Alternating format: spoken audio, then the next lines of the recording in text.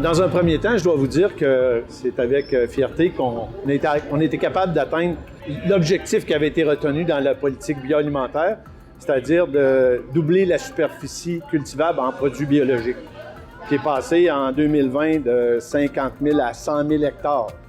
Le plan stratégique de la filière, tous les objectifs que la filière s'était donné de 2014 à 2019 ont été rencontrés. À titre d'exemple, le nombre d'entreprises durant cette période-là est passé de 1500 à 3000 entreprises certifiées. Le nombre de produits certifiés biologiques produits au Québec est passé de 4000 à 10 000, ce qui fait que c'est non négligeable. Ce qui est intéressant dans le secteur biologique, c'est qu'on a une norme. Puis cette norme-là, elle fait en sorte que les entreprises travaillent toutes dans le même sens.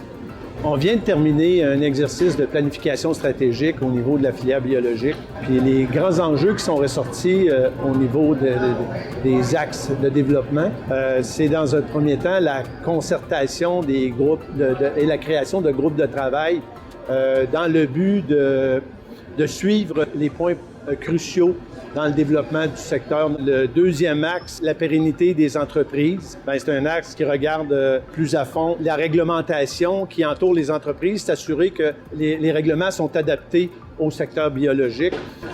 Le troisième axe, et non le moindre, c'est la valorisation et le développement des produits bio.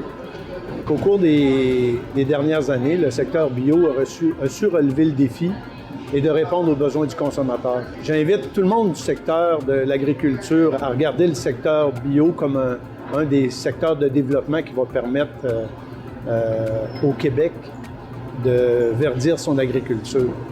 Puis il représente un beau modèle à cet effet-là. Puis n'oubliez jamais que quand on travaille avec une norme qui est sévère, qui est bien appliquée, avec des bons certificateurs qui s'assurent que les entreprises appliquent la norme de façon rigoureuse, puis qu'on est capable de parler au consommateur puis de livrer les produits qu'il veut avoir dans son assiette, c'est une solution gagnante. Puis c'est une solution qui peut s'appliquer à l'ensemble du secteur agricole en fonction du défi qui nous attend dans les prochaines années en regard du développement durable.